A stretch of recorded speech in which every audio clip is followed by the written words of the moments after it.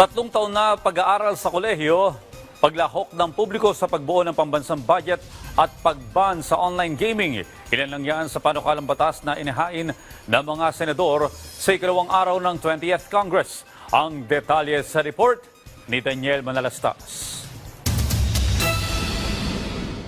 Sa ikalawang araw ng paghahain ng mga panukalang batas ng mga senador sa kasisimula lang na 20th Congress, personal na nagtungo si Senator Sherwin Gatchalian para ihain ang mga panukalang batas. Katulad na lang ng panukalang batas na gawing 3 taon na lang ang college education. Itong practice na ito ay ginagawa sa maraming bansa, especially sa Commonwealth countries. Pagpasok ng bata sa kolehiyo, ang kanyang pag-aaralan ay yung kanyang major na, diretso na siya dun sa major. Yung mga general education subjects, ibababa sa senior high school. Isa pa sa inihain ni Gatchalian ay ang panukalang batas para i-regulate ang online gambling. Kinababahala ng senador na pati mga bata na papasok na raw ito. Pati bata ngayon ay nag-online gambling na ngayon, lalo na in scatter. Pagbabawalan na gumamit ng GCash sa online gambling. Tataasan yung age from 18 to 21. Tapos ang minimum bets is 10,000. Paano naman ang isabong? Kasali na siya doon. But ang isabong, walang law banning it, but I know there's an executive order banning it. No? So,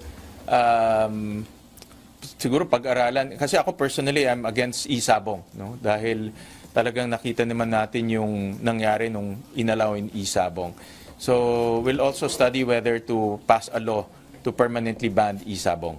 Naghahain na rin ngayong araw si Senadora Pia Cayetano ng kanyang unang 10 panukalang batas. Halimbawa na lang dito ang Vapes and HTPs Regulation Act, ang Walkable and Bikeable Communities Bill at ang Ban on Online Gaming Act. Ang kilala namang may advokasiyang lumaban sa katiwalian na si Senador Panfilo Lacson, nagsusulong ngayon ng panukalang batas para matiyak ang paikilahok ng publiko sa paghubog ng pambansang budget. Si Senate President Francis Chis Escudero naman naghain ng mga panukalang batas na ang layon ay tapyasan ang tax rates ng maliliit na negosyo. Layunin nito na palakasin ng MSMEs sa pamamagitan ng pagbibigay sa mga ito ng mga tax incentives. Matutulungan daw ang mga maliliit na negosyo lalo na ang kinakapos sa kita para magpatuloy ang kanilang operasyon. Habang si Senator Lito Lapid naman, ilan sa panukalang batas ay ang One Electronics Medical Records Act, Rights of Internally Displaced Person Act at ang News Media Welfare Act. Daniel Manalastas para sa Pambansang TV sa Bagong Pilipinas.